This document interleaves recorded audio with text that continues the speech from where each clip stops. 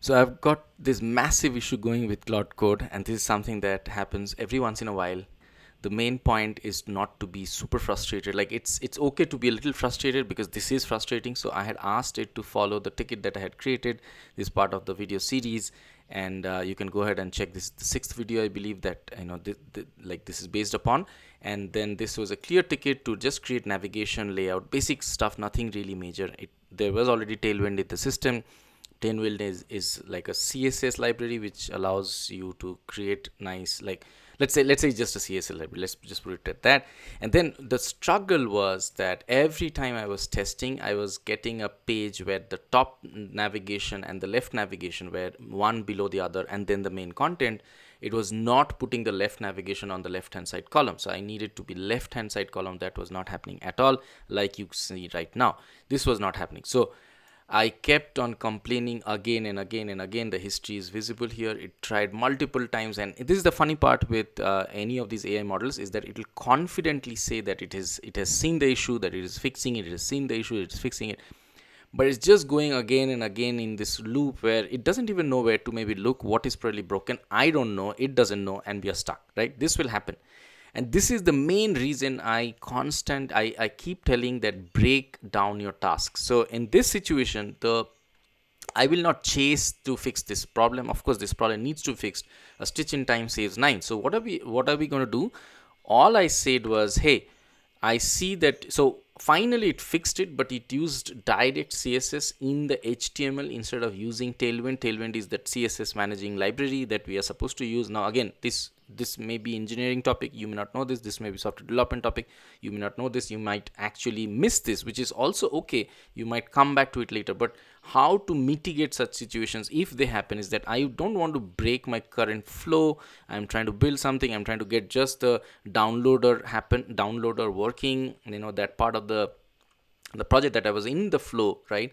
I was working with the tickets that I had created. This issue popped out of nowhere and cannot be fixed. So instead of now constantly spending more time, I'm going to ask it to document this, create an issue, and that's what I did.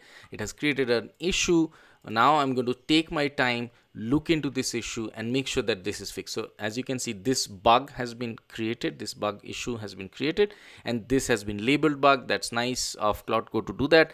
And we'll get into the depth of this particular issue separately and make sure that this is fixed before I add more features, more layout, more components in the UI, because the more I add, the harder it will be to fix. So right now what I had to do is I had to reset the work that I did. So I asked it, hey, reset the work that you did in this ticket, because I cannot see this layout. And then finally it got the layout working, but like I said, it's a bit hacky, it seems.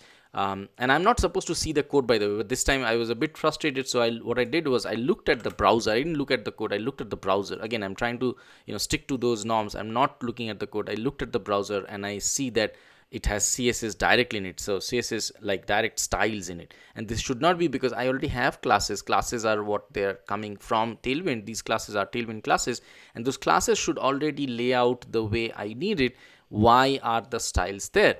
Sometimes you don't know answer to these questions, because of course you could know if you dug into the code and stuff like that, but we are not going to do this.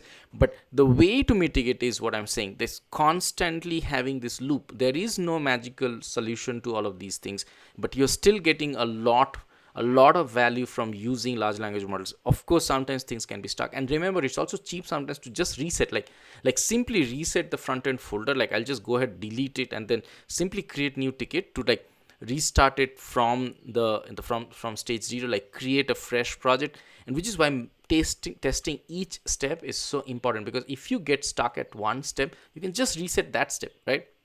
You can even ask, by the way, whatever work you have done and this is in a different branch, I'm going to simply throw it away, please start again, right? You can also do that, and that's a much lower cost than adding up all of this maybe over a span of 2 weeks, and then you're like completely lost where to get started. So this is my suggestion. Of course, different people have different suggestions. My suggestion is, do not give large tasks, break them down, test at every step, make sure. And when you're testing, I mean test it on the browser, test it on the mobile, wherever you want the actual user to be tested, and then move on to the next step. You will have a much better time handling issues. And if you find issues, if you struggle with them, postpone, create a good bug ticket, postpone that, finish what you're doing right now, come back to it, and that's what we are going to do. But yeah, just want to share this.